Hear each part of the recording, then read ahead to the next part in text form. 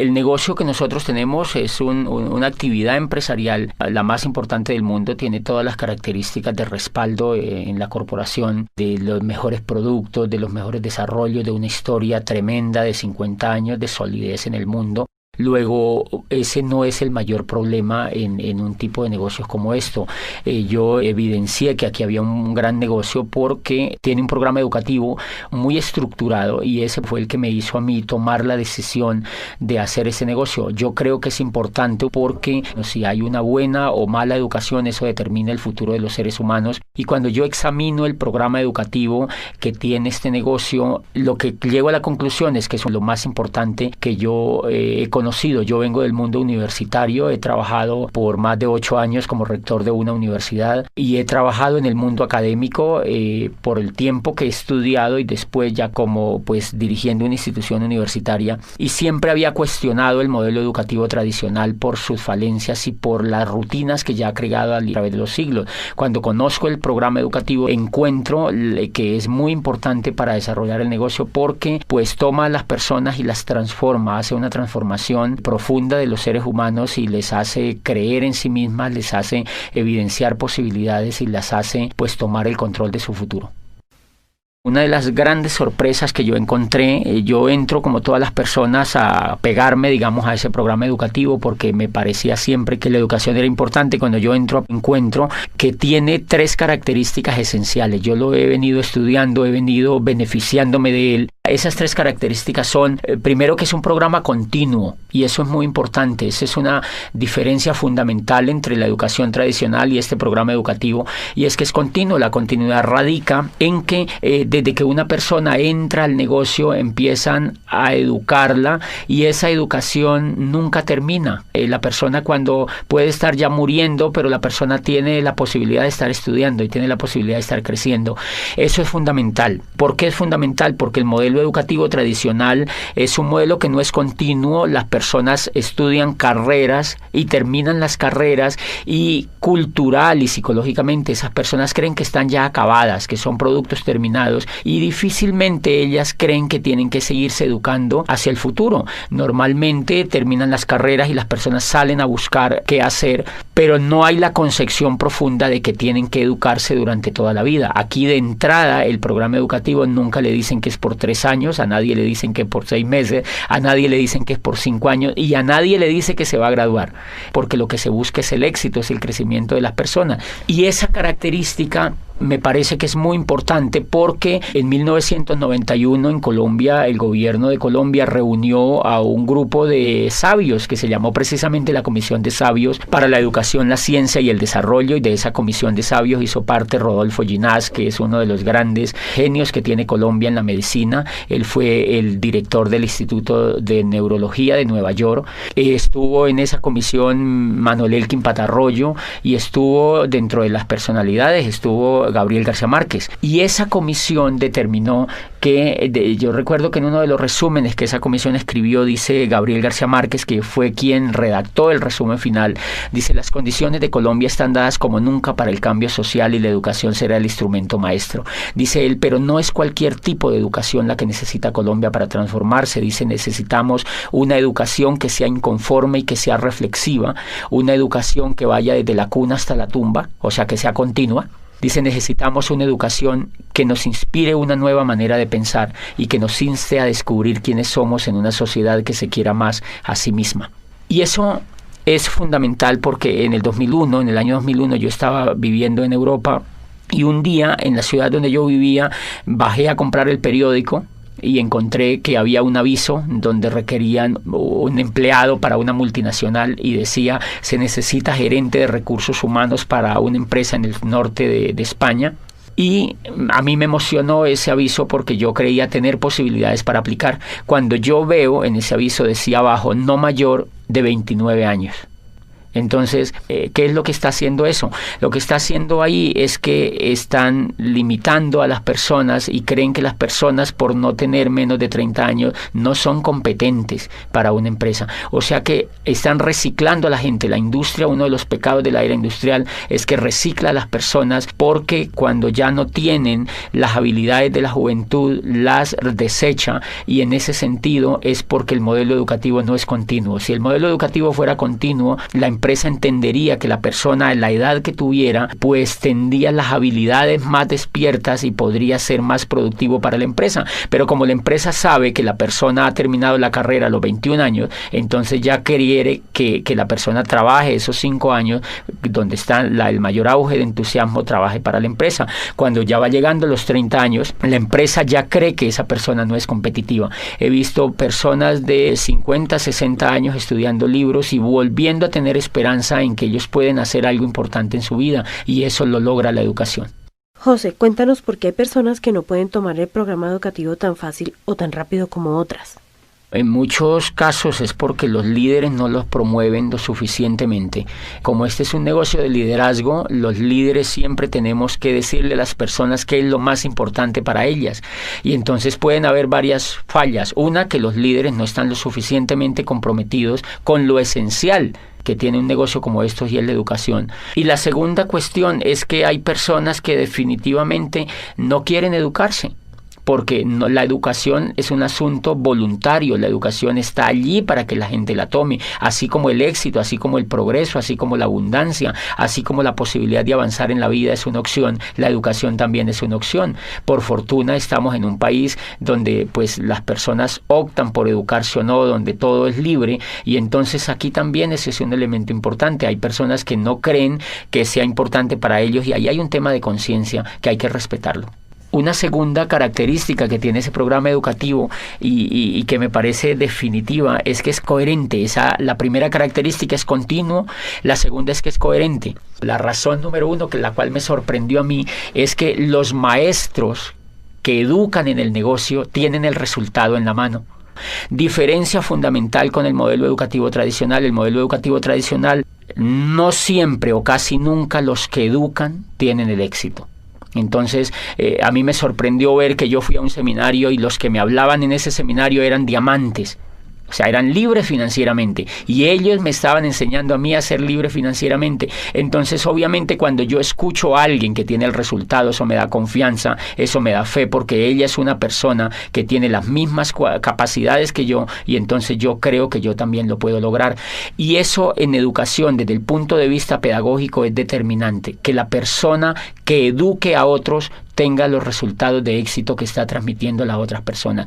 Yo, cuando conocí el mundo universitario, me daba cuenta que habían profesores, por ejemplo, que enseñaban administración de empresas y nunca habían tenido ninguna empresa. Entonces le enseñaban a los estudiantes a montar empresas, pero ellos jamás habían tenido la oportunidad de tener una empresa, ni nunca la querían tener además. Y entonces encuentras tú profesores de finanzas, por ejemplo, que enseñan finanzas a los estudiantes y ellos están quebrados financieramente. Yo recuerdo una vez cuando yo estaba trabajando en el mundo universitario, entrevisté a un profesor y él daba macroeconomía, y entonces yo le pregunté, bueno, tú que sabes tanto de la economía, tú debes estar muy bien económicamente, y me dijo, no, yo la verdad no estoy bien económicamente, tengo muchas deudas, tengo problemas financieros, pero es que eso hace parte de la microeconomía, y yo lo que enseño es macroeconomía. O sea que es una cosa bastante interesante, y eso tiene mucho que ver con la incoherencia. Nuestro modelo educativo tradicional definitivamente se volvió muy incoherente, y entonces tú encuentras profesores que enseñan éxito, que hablan de éxito, pero ellos no lo tienen, que hablan de dinero, pero ellos no lo tienen, que hablan de empresas, pero ellos no lo tienen.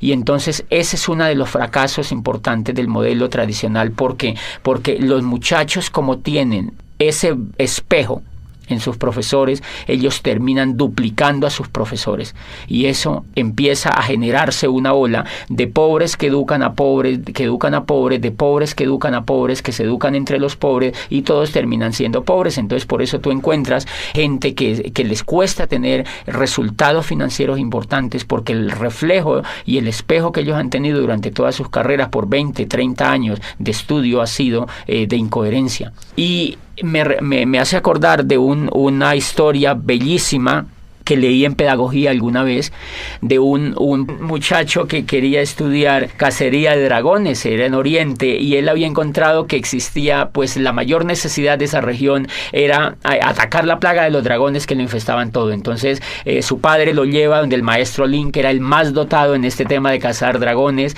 y entonces el muchacho se matricula allá. Empieza a aprender primer semestre cómo cazar dragones 1, segundo semestre cómo cazar dragones 2, tercer semestre cómo cazar dragones 3, etcétera, etcétera. Pasan los 5 años y él se gradúa como cazador de dragones.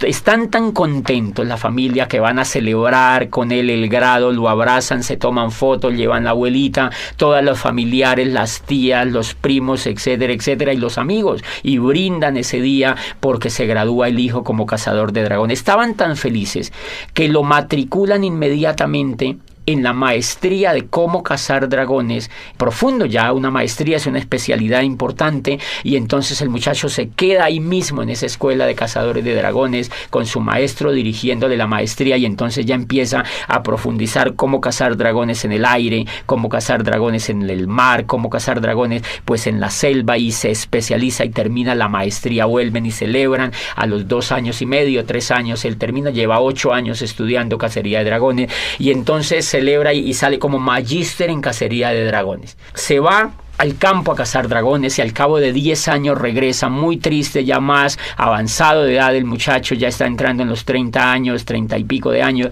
y entonces le dice al maestro, maestro, yo estoy muy triste, y le dice, ¿por qué estás triste? Le dice, mire, yo estudié aquí contigo en esta escuela cacería de dragones, fui aplicado, nunca me supleteé, nunca habilité, hice todo lo que tú me dijiste, repetí todas las asignaturas, hice todo el pensum, y me gradúo como cazador de dragones, y no solo me gradúo como cazador de dragones, sino que hago una maestría en cómo cazar dragones a nivel de especialidad.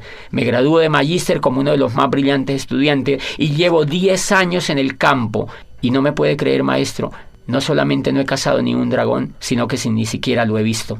Entonces el maestro se queda viéndolo y le dice, hijo, no te pongas triste. Vamos a hacer lo siguiente, vas a volver al campo durante otros 5 años y vas a trabajar muy duro en cómo cazar dragones. Si al cabo de 5 años no has logrado cazar ningún dragón, se le acercó al oído y le dijo, haz como yo, dedícate a enseñar a los hombres el noble arte de cómo cazar dragones. Me parece que mucho le pasa a la educación tradicional eso. La incoherencia de la educación tradicional en general radica en que el gran cúmulo de profesores que enseñan no tienen los resultados, y entonces duplican la incoherencia, y por eso la gente sale preparada para no hacer nada, porque ellos han visto que los profesores no hacen exitosamente lo que les han enseñado. La coherencia es tan importante en la pedagogía y en la educación en general que en la historia de la raza humana solamente ha habido 2 momentos importantes de éxito en la educación, y esos éxitos han estado ligados especialmente con el valor de la coherencia. El primero se presenta en el siglo de oro de Pericles, en la Grecia clásica, donde allí nace la historia. Imagínense que allí vive Herodoto, y Herodoto no estudia historia, sino que Herodoto hace historia. Herodoto escribe la historia de los griegos, y allí nace el padre de la historia, que es él.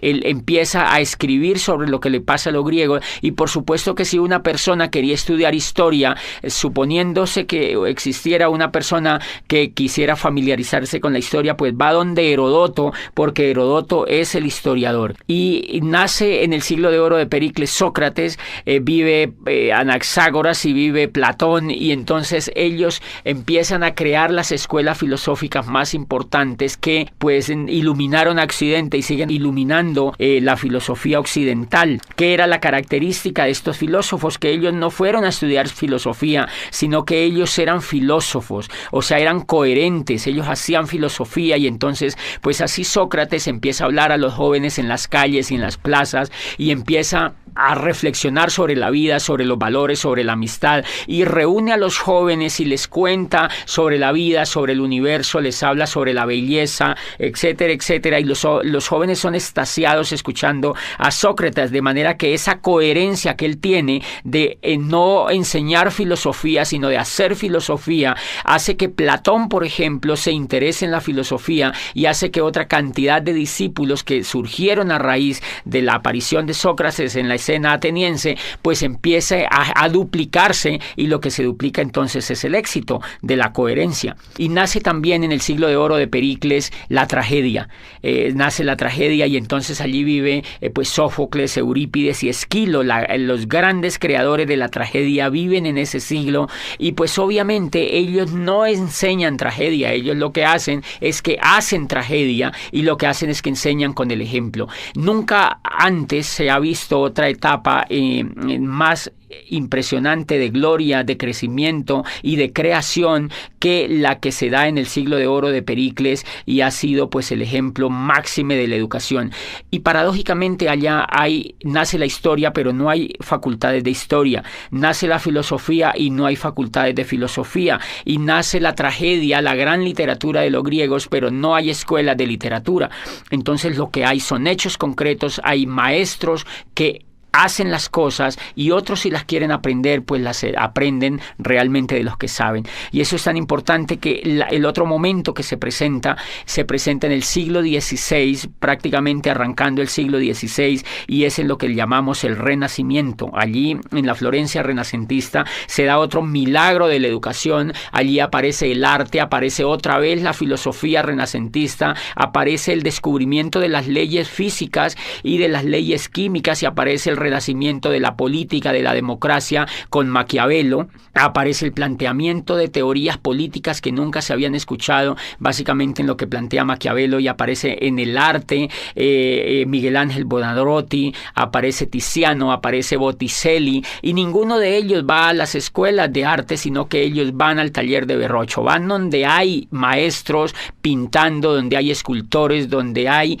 realmente personas que son coherentes con el arte, y pues ellos han sido los grandes creadores del Renacimiento, la gloria, el espejo, todo el ejemplo que tuvimos hacia adelante en el tema del arte en Occidente. Por ejemplo, fíjense que toda esa coherencia hace que Newton defina su rol sobre la ciencia y desafíe los conceptos que se habían creado a raíz de las creaciones anteriores en el tema de la física. Y lo que se da en ese siglo, en ese siglo del Renacimiento, prácticamente en esa etapa, es que existen personas que son coherentes entre lo que piensan y entre lo que hacen. Nunca antes ni nunca después se presentó otro milagro de la educación tan impresionante como se dio en el Renacimiento y en el siglo de oro de Pericles. Y el último pilar que tiene este negocio es que es humanista. Y el humanismo radica en que el centro de todo el modelo educativo es el ser humano. No es el conocimiento, no es el horario, no son los útiles, no son los maestros, no son los esmeraldas ni los diamantes. Es el centro de todo el ser humano, es la persona que viene a educarse. Entonces, 1, le respetan hasta la decisión de si se educa o no. 2, le respetan hasta cuándo quiere educarse. 3, le respetan el tiempo, porque el programa educativo no tiene horarios. Lo hace la persona en su casa, lo hace cuando se levanta, lo hace cuando se acuesta, lo hace al mediodía. No tiene un horario como hace el programa educativo tradicional, que levanta a los niños a las 5 de la mañana para que se vayan a la escuela y le viola el sueño, le viola la esencia misma de las personas, que es el descanso. Los llevan a estudiar desde la madrugada a los niños con unos horarios determinantes que ellos no han escogido. Entonces el centro en este negocio del programa educativo, y por eso lo hace humanista, es el ser humano, no el conocimiento, no el intelecto, no los libros, no los profesores, no los horarios, sino el ser humano. El ser humano como centro educable hasta el final de los días. Como lo respeta como ser humano, sabe que el ser humano puede crecer desde que está con uso de razón hasta que muere. Y eso es un modelo completamente humanista. El humanismo radica, siempre que se mide un modelo humanista desde la pedagogía, se mide dónde está el ser humano y cómo se le respeta. Este modelo educativo lo que hace es crearle a la persona una inteligencia superior desde lo emocional, le genera esperanza, le genera valores, le genera principios, y todo lo orientado a la educación está basado en los valores intrínsecos del ser humano, ni siquiera en el intelecto, sino en los valores intrínsecos del ser humano. José, ¿qué diferencia hay entre el modelo educativo tradicional y el programa que estamos desarrollando en este negocio? Bueno, fuera de esas diferencias que son monumentales, Son diferencias como, por ejemplo, que el modelo educativo tradicional se enfoca en la educación intelectual. Y resulta que los grandes descubrimientos que se han hecho en la pedagogía apuntan a que el éxito de las personas en la vida no está basado en el intelecto, sino en la emoción. Entonces, una diferencia nuclear del programa educativo es que no educa el intelecto, sino que educa la emocionalidad. Hay una obra de Daniel Goleman que se llama Inteligencia Emocional, es un profesor de Harvard y fue uno de los primeros estudios serios que se hicieron recientemente sobre el tema de la educación emocional, y empezó la pedagogía a darse cuenta que la educación emocional era mucho más importante que la educación intelectual. Me explico. Si nosotros observamos, por ejemplo, escuchando o leyendo, cuando uno lee lo que escribió Einstein, por ejemplo, dice Einstein que es más importante la imaginación que el conocimiento. Lo que lleva a Einstein a descubrir la teoría de la relatividad es la emoción, no es lo que él sabía de física. Es la emoción, es el deseo de hacer algo nuevo, es el deseo de descubrir una teoría nueva, era el deseo de superar al maestro que había antes que él. Lo que lleva, por ejemplo, a Newton a descubrir la teoría, la gravedad, todo el tema de la gravitación, es porque él quiere progresar frente a lo que había antes. Lo que lleva a Galileo Galilei a perfeccionar el telescopio de Hans Lippershey y ver las estrellas y decirle al mundo que el centro del universo no era la Tierra, que estaban equivocados y que llevaban 2000 años equivocados, fue el deseo de superar a Ptolomeo, que había existido miles de años antes y que habían educado a la gente con un paradigma que Galileo cree que es falso y lo demuestra. Entonces, fíjense que allí prácticamente no hay juego de intelecto, lo que hay es un juego de emocionalidad. Y si uno examina, es el deseo de superar, es el deseo de traspasar las barreras, es el mismo deseo que tiene el atleta olímpico de superar la barrera de los 100 metros, es el mismo deseo que tiene el ciclista de correr el Tour de Francia y ganarle al otro, es el mismo deseo del Guinness Record de superar. O sea, el ser humano desde que está en la faz de la tierra siempre ha tenido el deseo de ser mejor, el deseo de crecer. O sea que lo que impulsa a los seres humanos no es el intelecto, es la emoción, y paradójicamente la emoción es la que no se educa. La emoción no se educa ni desde la casa, o más bien se deseduca. Se crean hábitos perversos frente a la emoción, y cuando uno llega a la escuela, lo que menos se le educa es la emoción. Entonces termina uno fracasado porque no le han educado el motor que tienen todos los seres humanos, y es la inteligencia emocional. La inteligencia emocional es lo que logra que una persona como Shakira, por ejemplo, a quien la despreciaban por su voz en el colegio, porque no era competitiva frente a los estándares que la profesora tenía, lo que hace que ella se vuelva en una de las cantantes más impresionantes a nivel mundial es la fe que ella tiene, es la confianza que tiene en ella misma, es la esperanza en el futuro que ella tiene, y es la capacidad que ella tiene para transformar los hechos que la rodean. Eso no es intelectual, eso es emocional. Gabriel García Márquez, desde que entra al mundo universitario aquí en Bogotá y estudia en la Nacional, él de una lo que ve es que él no iba a ser un buen abogado y que el modelo que lo estaban metiendo educativo no le convencía. Él se retira de la universidad, y lo que lo lleva a hacerse el mejor escritor del mundo es el deseo, es el sueño, es la capacidad de querer progresar y la capacidad de creer en sí mismo. Y ahí hay un elemento fundamental que se llama la capacidad de soñar. La capacidad de soñar es un elemento emocional. Y si ustedes examinan, esa es una diferencia importante. El sueño, por ejemplo, está prácticamente vetado en la educación tradicional. Tú estudias 20, 30 años en la educación tradicional y normalmente a ti nunca te hablan de sueño. Nunca tú ves a un profesor hablándote de que es importante soñar. Nunca te hablan de que es importante soñar, porque ese elemento es casi cursi en la educación tradicional. Y si tú examinas todo el progreso de la historia de la raza humana, tú encuentras que los únicos que han transformado el universo han sido los soñadores. Entonces, si los soñadores han sido los que se inventaron la física, la química, la matemática, la astronomía, la música, la literatura, los que han dado los grandes avances han sido los soñadores, ¿por qué la educación no habla de sueños? ¿Por qué el sueño está prácticamente vetado? Y a uno no le hablan de sueños en la educación tradicional, a uno le da el sueño. Pero realmente allá nunca ve uno, en general uno no ve profesores soñadores. Y me llama la atención eso porque uno de los elementos importantes, la diferencia de los seres humanos con los animales, es que los seres humanos se difieren en que los seres humanos somos soñadores. Los animales no sueñan. Los animales vienen programados genéticamente para repetir lo mismo que ha hecho su especie a través de miles de años. La abeja repite el mismo panal, la hormiga repite el mismo hormiguero, el cerdo repite el mismo comportamiento de los otros animales. Y entonces, si la diferencia de los seres humanos con los animales es soñar, quiere decir que un modelo educativo que no nos enseñe a soñar no nos está humanizando, sino que nos está animalizando. Cuando yo entré a este programa educativo y encontré que el centro de todo el programa educativo era hablar de sueños, era volver a poner a la gente a soñar, era diciéndole a la gente, tú puedes lograr lo que tú quieras, tú puedes construir el futuro que tú quieras, tú puedes aprovechar este vehículo y cambiar la historia de tu vida, tú puedes imaginarte un futuro mejor. Ahí me di cuenta que estaban humanizando al ser humano. Y entonces me di cuenta que llevaba yo 20 años acercándome más a la raza animal que a la raza humana mediante la educación. Esa es una trampa que la educación tradicional no ha descubierto todavía y que hay intentos por progresar, pero es tan grande. La educación tradicional lleva más de 800 años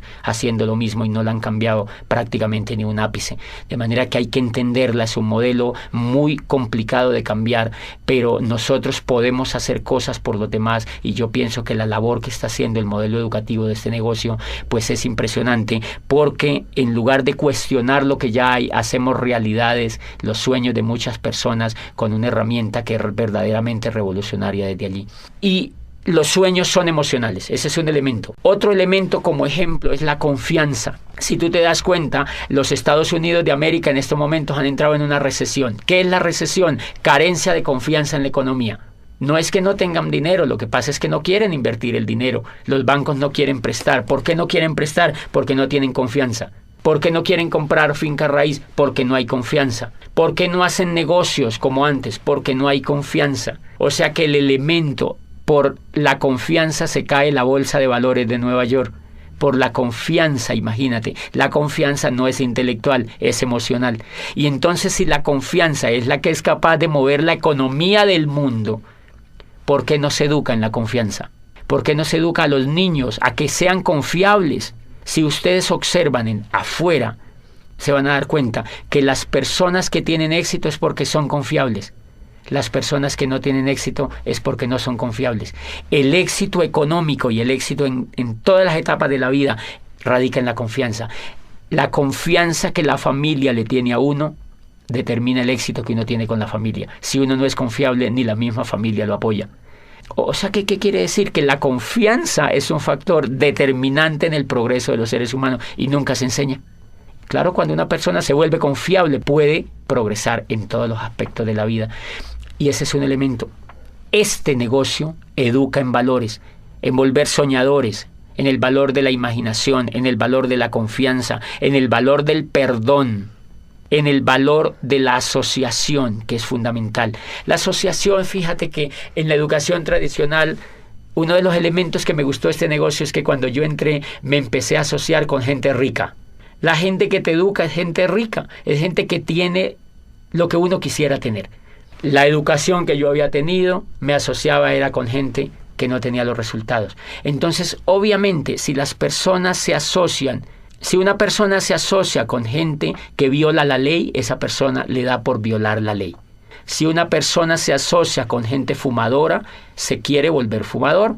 Igual, si una persona se asocia con gente rica, se quiere volver rico. Si una persona se asocia con gente pobre, se quiere volver pobre. Porque Dios los hace y ellos se juntan, dice el dicho.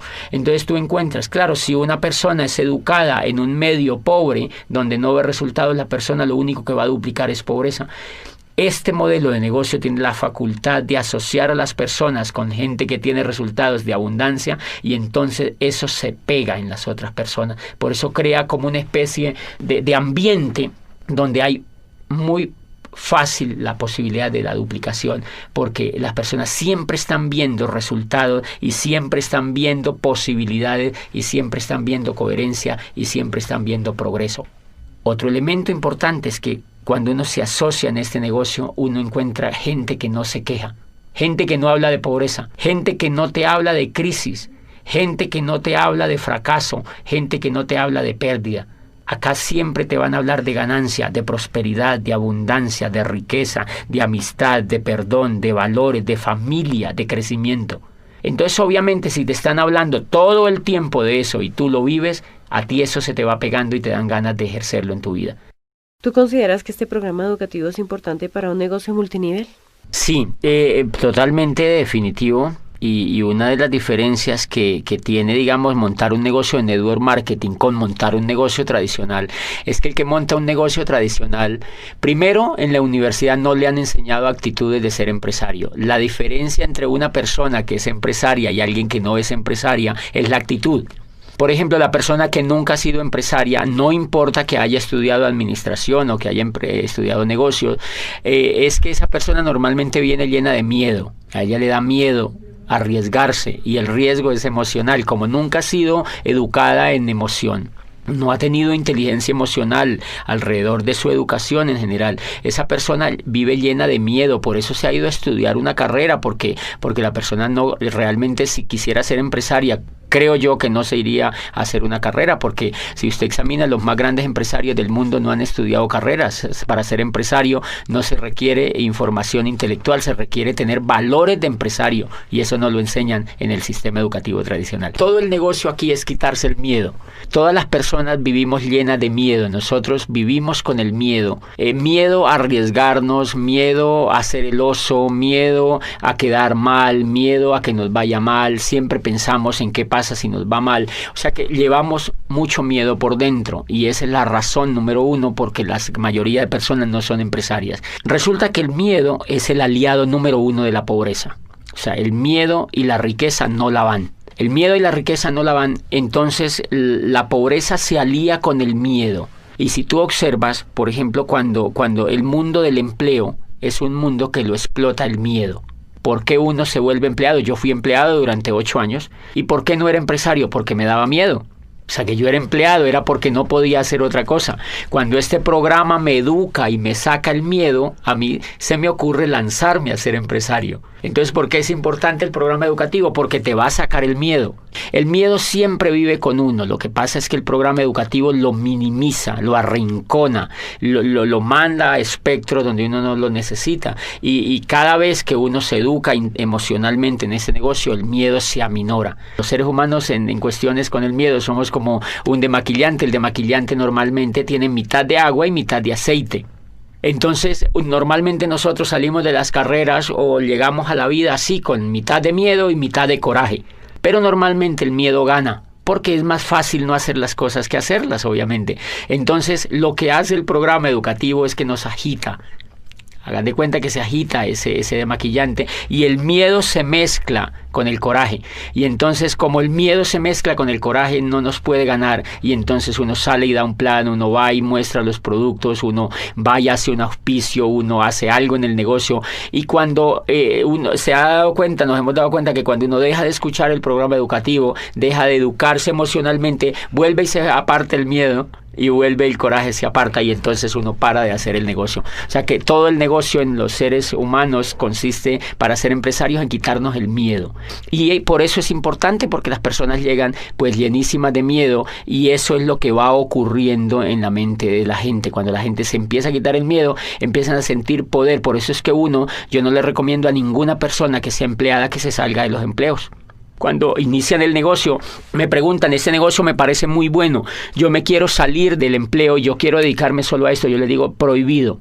Porque esa persona no se ha sacado el miedo todavía.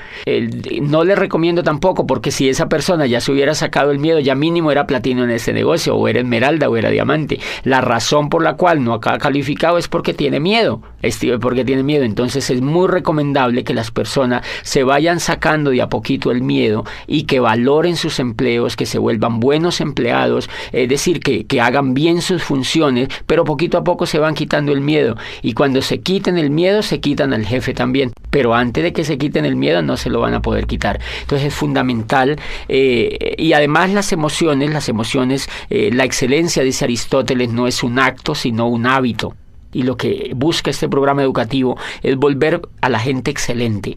Y entonces, ¿por qué hay que pegarse al programa educativo? ¿Por qué es importante para un empresario? Porque le va a quitar el miedo y porque le va a generar el hábito de la excelencia. Y eso no se genera en un día, tiene que generarse en un proceso. Bueno, José, entonces, ¿qué le dirías tú a aquellos empresarios que ven el sistema educativo como un gasto? Bueno, más que decirles es como evidenciar qué es lo que pasa normalmente con un empresario nuevo que ingresa al negocio y no es que no le guste, porque a ellos les gusta, lo que no les gusta es pagar. Entonces, porque el programa educativo tiene un costo, si tú observas la carrera que has hecho, eso te ha sacado dinero y tiempo, mucho dinero y mucho tiempo, y tienes que evaluar los resultados que tú tienes con eso que has hecho. Luego acá, si tienes un programa educativo que es altamente competitivo, que es diferente a lo que has hecho y aquí vas a construir el futuro, pues lo menos que puedes hacer es pegarte al programa educativo. Porque la gente no se pega. La gente no se pega porque está acostumbrada a no invertir en su mente. En general, la gente hace las carreras porque todo el mundo las hace. En general, la gente va a las universidades porque si no va a las universidades, los papás lo recriminan. Entonces, es como un poco para dónde va Vicente, para dónde va la gente, porque es culturalmente aceptable que un pelado salga de la universidad y lo primero que la mamá se queda viendo es, bueno, salga del colegio y ahora ¿cuál universidad va a entrar? Es un imperativo social. Pero normalmente ellos no están interesados en invertir. Ellos no están interesados en general, sino que la cultura los avienta a eso. ¿Qué es lo que pasa acá? Que como es mucho más libre y es mucho más optativa la decisión, más aún que hay que aclarar que este programa educativo es totalmente voluntario para los empresarios. Ninguno de nosotros podemos obligar a un empresario a que se pegue al programa educativo. La gente en general no se pega porque están acostumbrados a invertir pues un poquito del pecho para abajo. O sea, invertimos es en comida, porque si no invertimos en comida nos morimos. Entonces la gente compra carne, compra cebollas, compra tomates, compra mercado y compra cosas para comer, pero casi no compra cosas para alimentar la mente. Entonces la mente la alimentan con televisión, la alimentan con programas de radio, la alimentan con noticieros, la alimentan con negativos, la alimentan con charlas con los amigos, lamentándose de la vida y hablando de la crisis. Entonces ese tipo de alimentación tiene muy negativizado al ser humano. Y claro, cuando ellos entran acá creen que eso no se puede cambiar porque es como un disco duro que ya viene grabado. Entonces las personas normalmente no se conectan por un hábito que tienen de no invertir en su mente. Entonces lo que uno tendría que ayudarles es a que ellos tomen el hábito de invertir en su mente, porque si no toman el hábito de invertir en su mente no hay absolutamente nada que hacer con una persona, porque yo creo que si una persona no se pega al programa educativo, pues tiene muchas dificultades en generar un negocio próspero. Puede hacer un negocio minorista, pero no puede hacer pues un negocio próspero. Entonces yo les recomiendo a todos los empresarios que se peguen al programa educativo y que hagan todo lo que les dicen sus líderes, sobre todo los líderes que ya tienen los resultados. José, ¿tú crees que una persona siendo profesional le sea más difícil entrar a este sistema educativo? Yo creo que eso depende mucho de la actitud de la persona empresaria que entre al negocio. Hay muchos casos de profesionales con una excelente actitud para educarse, pero tenemos montones de casos de profesionales que ven el negocio y son renuentes al conectarse al programa educativo. ¿A qué acuso yo esa renuencia? Creo que esa renuncia tiene que ver con lo que ellos creen que son. Como ya son médicos, como uno ya es abogado, como uno ya es ingeniero, entonces uno se cree producto terminado. Y ellos no tienen la culpa, ellos así los han hecho creer. Eso se lo ha hecho creer todas las décadas que llevan de estudio y los grados que les han dado. Entonces se creen productos terminados y creen que esto es un jueguito, que esto es una cosa allí pues como para decidirlo de manera sencilla. O sea, no creen que sea tan importante porque se creen productos terminados. Pero cuando ellos van, digamos que entra un ingeniero, yo he tenido casos de ingenieros civiles que me dicen, yo entro a eso y eso me gusta y yo sé que eso es espectacular como negocio. Y empiezan a dar planes, y empiezan a trabajar, empiezan a querer auspiciar, empiezan a querer construir el negocio y se frenan. Y vuelven a mí y me preguntan, no sé qué es lo que me pasa. Lo que pasa es que yo voy donde la gente y me dice que no, yo a veces contacto a la gente y me dejan plantado. Y obviamente para un profesional de esos, pues un resultado de eso lo golpea. Cuando yo los escucho me dicen, no tengo resultado, yo le doy y le doy y le doy y no avanzo, entonces yo advierto muchas cosas. Él se empieza a dar cuenta de que le falta algo que él no sabía que le faltaba. Y es, por ejemplo, coraje, disciplina, perseverancia. Él se quiere rajar, por muy ingeniero que sea, él se quiere rajar al segundo mes. O sea que él en ese momento le está faltando inteligencia emocional. Él es buen ingeniero, pero como empresario no tiene inteligencia. Entonces, él en ese momento, antes de conectarse al programa educativo, él no se da cuenta que le falta la inteligencia emocional suficiente para ser empresario. Entonces, creo que esa es una de las razones. El sentirse producto terminado, fíjense que la ignorancia, decía Platón, no es un estado de escasez, sino un estado de llenura. Y entonces cuando uno es profesional, uno se siente lleno, uno se siente que se va a comer el mundo, uno cree que ya todo lo sabe. Entonces que nadie le puede venir a enseñar otra cosa. Y dice Platón, ese es el peor pecado que se comete frente al conocimiento, porque la ignorancia, dice, si fuera un estado de vacío, pues simplemente bastaría con llenarlo y se solucionaría el problema. Dice, pero como es un estado de llenura, lo que la persona tiene que vaciarse de todo lo que no sabe, de lo que cree que sabe, pero que no lo sabe, para que pues se vuelva un poco noble y empiece a aprender otras cosas.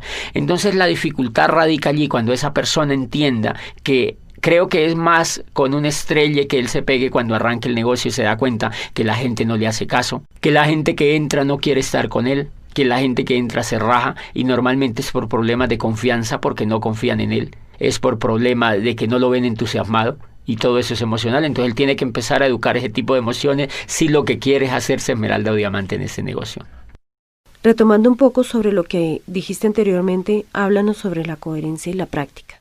Este tema de coherencia y práctica es fundamental, sobre todo en este negocio. Miren, cuando yo entré me sorprende que la persona se conecta al programa educativo, o sea que lo educan exitosos, pero a la vez le dan el negocio para que vaya practicando. No le dicen vas a conectarte 5 años y después le vamos a montar un negocio. Eso sería repetir el esquema tradicional. Acá lo que le dicen es se va a conectar a un programa educativo y ya le montamos el negocio. Empiézalo a practicar. Entonces, ¿qué pasa? Que la persona cuando aprende y practica, aprende 2 veces. Y entonces esa persona tiene la posibilidad de aprender muy rápidamente, que es lo que creo que es una tremendísima falla pedagógica en el modelo educativo tradicional. Y es que a las personas se les hace ir, mire, si tú sumas, uno va al antejardín, al jardín, a la media vocacional, a la escuela, al bachillerato, y termina haciendo posgrados. Y si tú examinas durante esos 20 o 25 años, tú nunca has practicado nada. Entonces, en pedagogía existe un tema tremendísimamente desarrollado hoy en día que se llama la programación neurolingüística, y es que de acuerdo a al modelo de pensamiento en que tú estés enfocado, aprendes ciertas cosas o desarrollas ciertas habilidades o no. ¿Qué es lo que yo veo en la educación tradicional? Que como uno entra desde chiquitico hasta los 20 y pico de años, son 20 y pico de años en la educación tradicional, y el componente que existe es que uno no hace nada. Entonces, eso es una programación neurolingüística indirecta o casi directa. Como tú no haces nada durante 20 y pico de años mientras te estás estudiando, adivina qué aprendes a hacer.